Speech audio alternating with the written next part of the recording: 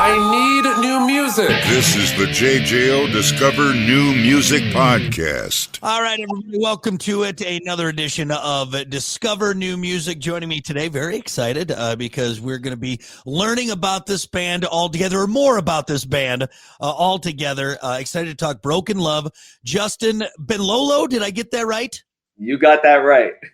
It is pretty self-explanatory, but I know there'd be some interesting or something. But anyway, Justin from Brkn Love, how are you, my friend? I am good. How are you? I'm doing great, man. Excited to chat Brkn Love, new music, because I got the interview request across my desk. I was like, awesome, great, let's get it in there. And then I put on the album while I was doing my research, looking up questions, trying to find fun stuff to talk about. And the program, which is out now, just dropped on the 28th. I got to say, there's for me anyways, there's a familiarity, a kind of sense of like, I know this, but also a lot of new kind of exciting stuff. So I wanted to get your take as the guy behind it, obviously with your band. Is there any interpretation you can give of that, a familiarity yet new and excitingness on this record? Familiarity and new and excitingness. I mean, I feel like what you're describing is like, it's like the essence of what originality means, you know? Yeah. It feels familiar, but you can't quite put your finger on it. Right. So eventually you're like, oh, but it sounds a little like this. It sounds like this. then the original sound is what pokes through. Right. That, you know, if you can't just write it off as like this is just, these guys just sound like such and such. Right. That's originality. You know, I think Geddy Lee said that. That might be a Geddy Lee quote. Oh, there you go. Hey, if we got Geddy Lee in the conversation, I think that was kind of the point of the question, because you're a music nut, so much so that you left school at 16 because you knew this is what I want to do. You moved out to the Big Apple. And I think drawing from your passion, your experiences in this music industry, that's what people are going to pick up on, that resonates. But then that new excitingness, that, it's grabbing me. It's intriguing me, enticing me, whatever it's got me. I think that's what you're going to get with the program. And I have a feeling that's what you were going for, obviously. And now we have it. Here we go. And again, it's out now, Brkn Love, the program, your third LP from the band. And I do have to say, and correct me if I'm wrong, we have to thank for this record an impromptu trip to South Carolina. And basically nothing to do, really. Now we have a record. Yes, sir. 100%. You know, but I'm lucky to say that being a musician allots me a lot of free time when I'm not actually doing music stuff. So yeah, a lot of nothing to do, and South Carolina basically birthed this record. And like you said, impromptu. It wasn't something that was pre-planned. I was essentially coerced by one of my best friends who lives down there, who goes to law school down there, to just like come down and just see what happens. You know, come down for a weekend, dude. You're not doing anything, basically. You know, and I brought all my stuff just in case. You know, I'm in my studio right now. You can't see, but there's a boatload of gear around. And one weekend turned into like 8 weeks or 9 weeks or something crazy like that. It was just like the inspiration just kept rolling. I mean, the environment was just so magnetic, and the people were just so friendly and inviting once again. And we just had such a good time. And I felt like an endless river of inspiration when I was down there. And fantastic city. I mean, I've been drawn to it ever since that experience. I go back every once in a while now too, just because there's a special place in my heart for that place. Was there what was the first moment? You know, I like you said, just this river of inspiration came through, but there had to be a moment, maybe 2 days in, 6 days in, where you're like, hold on, I'm feeling something here.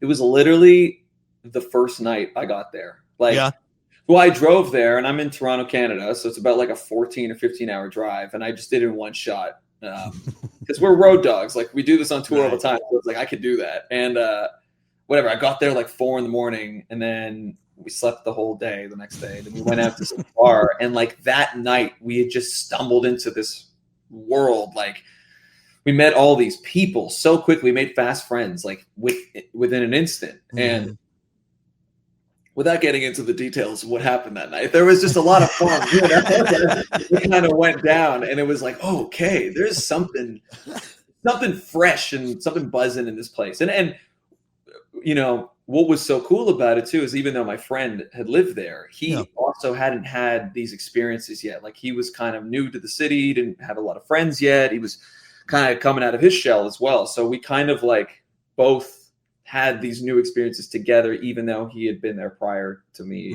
visiting. So yeah, I don't know. It was like the first weekend was just like so raucous and just like such a rock and roll time. And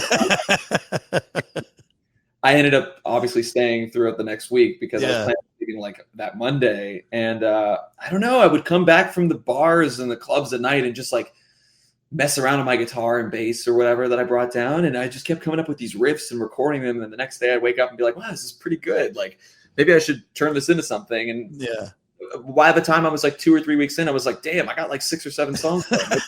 What's going on? Maybe we should book some time at the studio to make a record, because it feels like I'm in the middle of making a record right now. By accident. Like I'm stumbling upon this organically, and that's never been the case before. It's like we're actively working towards the album, whereas this was like, so much free time that I really could do whatever I wanted to do. And I just happened to get into the headspace to be able to write some new music. That South Carolina headspace right there. There it is. Well, I mean, I think it's safe to say for everyone, and again, after listening to the record, we're happy you found that headspace and that electricity there in South Carolina. Who knows? Maybe there'll be a flood of musicians now they'll just be like, well, look, something's going on there. Something's in the air. Let's get down there. Again, the album, the program from Brkn Love, your third one. You also did something, and I know a lot of this, talking about this, this kind of this impromptu trip that led to this inspiration and this creating of the record. You also did something kind of interesting with the listening of the record, and maybe you could kind of talk about that, because you didn't get any yes men in there saying, oh, this was great, we like this. You kind of did something different. Tell us about that. Yeah. So, I mean, essentially through this friend group or these groups of people we were meeting, strangers or friends, really, like I'd have like these controlled listening groups. it was like, like a control group almost, with people sitting in front of my face and like, I don't really know. Right. And just playing them the songs, just going, what do you think about this? Do you think this is cool? And also people that weren't predominantly rock people either. Which again is obviously not uncommon these days. and it was just very refreshing to sort of get like real-time feedback without any like emotional sort of like implication. Like with my best friend that I'm staying with, it's like if he was like, oh, I don't think this is that great, or you could do better, it's like you risk hurting my feelings. Right. It's like we are bonded. But when somebody you don't know is like, I don't know about this, you're like, okay, fine. And it made for better songs. I was really like making music for the people, right. And, well, so you got these groups together and just impromptu put it out there. Did you just sit in front of them and play the record and be like, all right, what's everyone think? And then that was that? Essentially, I would sit like right where I am. I had the same setup when I was there too. I brought all this stuff, and I just sit there and like, throw on the song and turn it up way too loud. And just, like, not look at them because I don't want them to be uncomfortable. Right. And then at the end, hit the space bar and go, all right, what do you think? Yeah, right. Worth putting out? That's the real question that I have to ask everybody. It's like, is this worth putting out? Would you put that? Like, does this feel like a song? But whether or not it's your taste is not actually important to me. Mm-hmm. Is it something you could hear as like professional? Does it sound like a legitimate song? Like that it's not like some demo art project that a kid did in high school. Does it sound like a finished idea? And that's essentially what I was looking for. Cool. Because again, a lot of these people were not into rock music. They were into pop and hip hop or country music and stuff like that. But if you could still respect the artistry and just respect the process that goes behind these things and just the finished product for what it is, regardless of how your taste influences the experience. Like if it feels like it's legit That's all that matters to me. Yeah. Well, I give you credit because that sounds mortifying to me. Also, because I require so much love and attention and admiration. I could never do it. I would just be looking at him saying, "Please love me. What do I need to do to make you happy? Don't leave me." It would be so. I commend you. That's a ballsy move to get that record out there. You mentioned recording. Obviously, this all started kind of happened. It happened organically, and then it was time to let's put it to tape. Let's get in there. You got to do some recording at the Foo Fighters 606 studio. Yes. I mean, that's just another place where I'm sure it's flowing through you. I mean, that's just insane that those words even get to come out of either. I grew up such a massive Foo Fighters fan. I mean, Dave Grohl was my screensaver on my computer for like 10 years. Like I was such a diehard Foo Fighters fan. And obviously I'd seen all the videos. I've done a bunch of behind the scenes stuff at 606 and blah, blah, blah. And I watched the Sound City documentary, and I know that they moved that infamous Neve console to that studio as well. And one thing led to another. Like we were recording Anton DeLust with our producer at his house. He had a studio at his house at the time. And when it came time to, do the drums and put some more finishing elements on it, he had recently gotten an in at 606. He knew I was such a big Foo Fighters fan as well. And because it's exclusive. It's like, you can't just go there. Like, right. The location of it, it's like you can't, there's all these things when you go there, like you can't, there's no photography. You can't take any videos in the hallway or anything like that. Obviously don't geotag the location of the studio. There's a password, all that stuff. Yeah, there is. And like, I remember when he had gotten, the hookup to get us booked there. It was funny because when we all drove over there the first day, it's like nobody could sleep that night. Even though I was like the big Foo Fighters fan of the bunch, everybody was just like, this is a crazy thing that we're doing, And I remember when we were waiting outside because there's a gate before you get in. Like obviously they have security, like a big ass gate, with the barbed wire on top. Right. Yeah. And we're sitting outside the gate. And we're like, how do we were too afraid to like call one of the interns to like let us in because I don't know. It's just like it's a heavy experience. Right.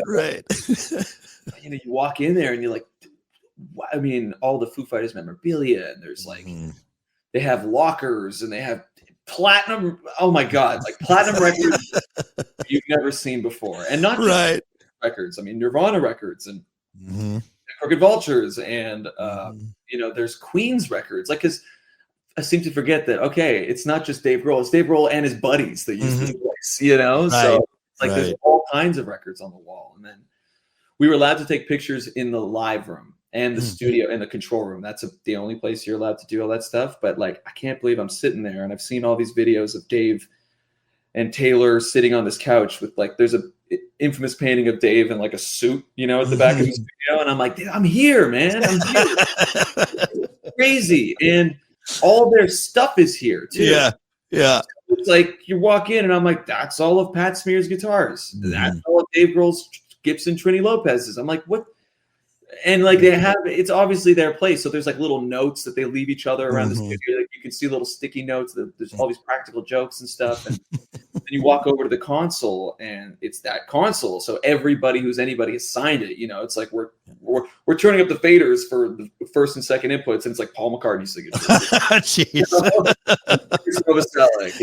Right. And Stevie Nicks, and there's a picture glued to the console of Dave's drum kit when they were recording Nevermind. And then of course, like when it comes to set up the drums and all that stuff, it's like they're like, obviously don't bring anything. We have everything. Right.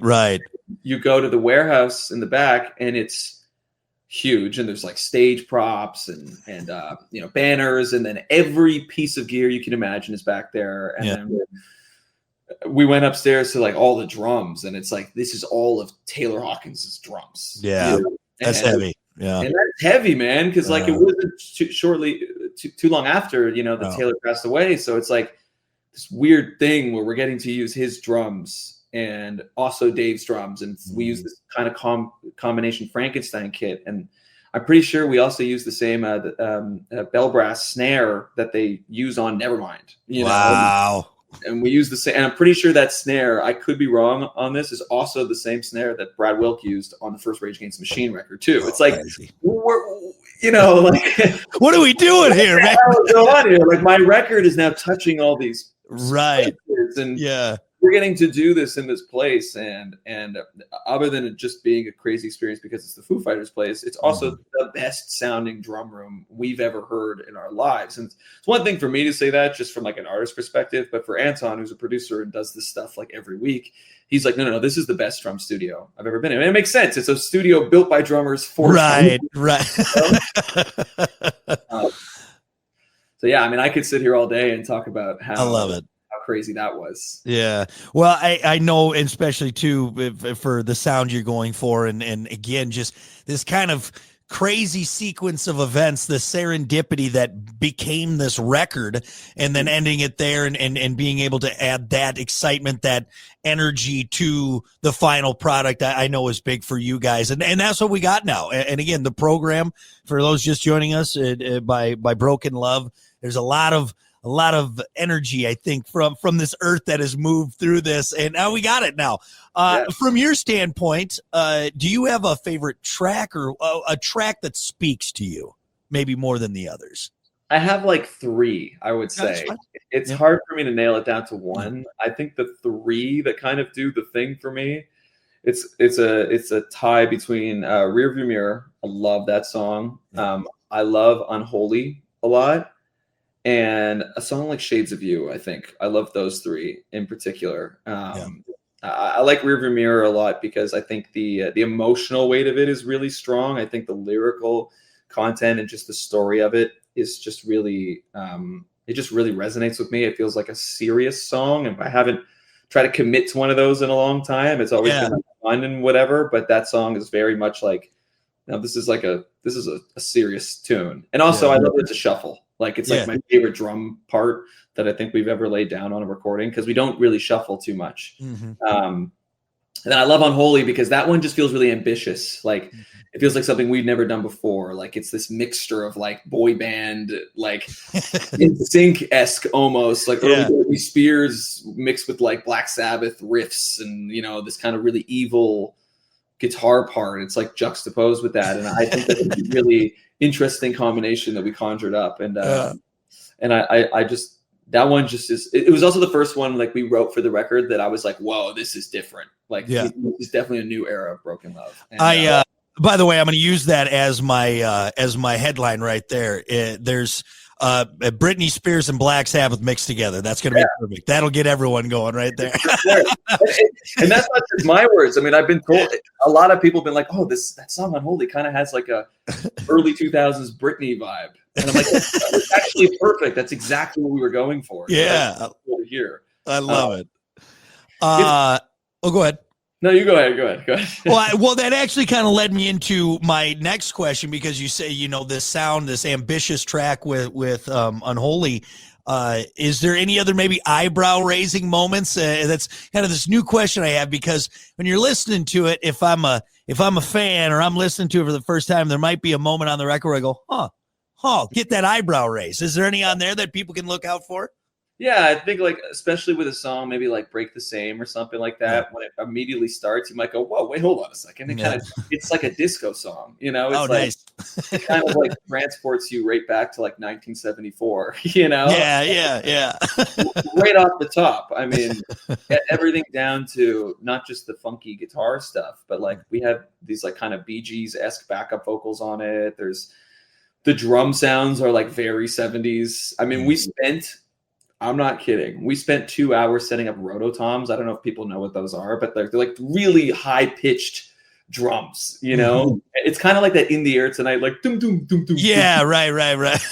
Like, we literally spent 2 hours setting up 3 drums just for this one part on that song, just to do that. Doom, doom, doom, doom, doom, And I was complaining the entire time. What a waste of studio time. Right. It's just one part. It's like 4 hits on the drum. And then after not listening to the record for a while when it came out, and I heard that part, I like fell off my chair because I was like, oh my God, that is so awesome, you know? But yeah, I mean, to add on to that, like there's definitely a few elements of like funk or like R&B or disco on this record. There's a few parts that might make people go, oh, okay, they tried something here. Yeah. It's definitely not as like the straight kind of riff rock thing, I guess, that we were sort of doing before. There's of course elements of that, but a few more ambitious elements as well. I love it. Well, honestly, I could spend all day talking to you because your enthusiasm on this, and I think just your enthusiasm about music as a whole is very infectious, and I'm excited to see what is to come. Now, obviously, we get to live in this record. Again, the program from Brkn Love, it's out now. You guys, I'm sure, are busy on the roads, like you said, hitting it hard and supporting it and honing this craft. So before we get to rapid fire, let's do this because this has been a lot of fun to talk about this record, and I really just want people to go grab it and listen to it. This is my kind of masterpiece theater question. That my James Lipton question, if you will, because you guys you're still so new in your career, and looking forward, let's say 20 years from now, and we take a look back at this record, where's this record going to stand out for you? What's that mark going to be in the history of Brkn Love? If you were to look back at that point. Oof. That's a serious question. I say, like I said, it's James Lipton's for you. That's where I like to get heavy with you. I mean, I'm going to try to answer as best as I can. I think that for myself, it'll definitely mark a significant period of time in my life, you know, where like I know exactly what was going on when I wrote the album. I remember the experiences of being in Charleston and all that kind of stuff, but also the relationships that inspired a lot of the lyrics on this record too, and like where I was and kind of still am a little bit, you know, just in the headspace of making that record. It's in that sense, yeah, emotionally, I'm always going to remember that. And I still remember that stuff like from my first record, which I practically recorded almost like 10 years ago now. Yeah.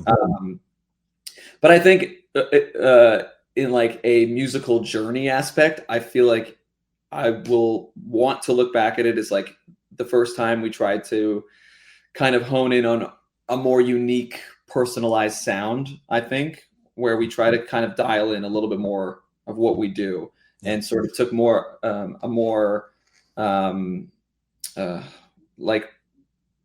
a word I'm looking for here, but I'm going to say like a more comprehensive approach, like moving forward of like, okay, let's actually try to be unique. You know, and I think this is like a good step in the right direction of like where we can go now. It's setting us up for a lot more things, and I hope it's the record that I can look back on and be like, okay, this is the one that opened up so much more for us and made the rest of our career possible, basically. Yeah.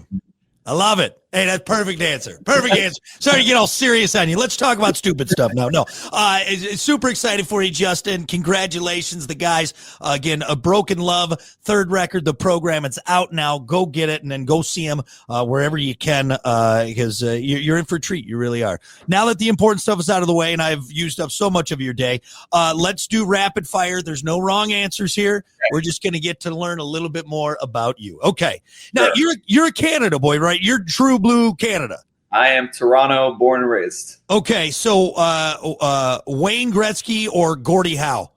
Wayne Gretzky. Nice. Can you believe his record just got broken? I know. Well, now Ovechkin's kind of the right. And he did it against the Islanders, which is when Gretzky set the record. It's weird how it worked out. But anyway. Okay, all dressed chips or ketchup chips? All dressed for me. That seems to be a big one. You Canadians like this. Yeah. When I was a kid, I liked ketchup chips more. Yeah. But now I like the vinegar and like the more the stronger flavor of an all dress. Well, I tell you what, ketchup chip sounds bananas to us here. It's just wild. We're more of a ranch kind of chip type place. Can't complain about ranch. Billy Ocean or Billy Idol? Oof, that's actually a tough question.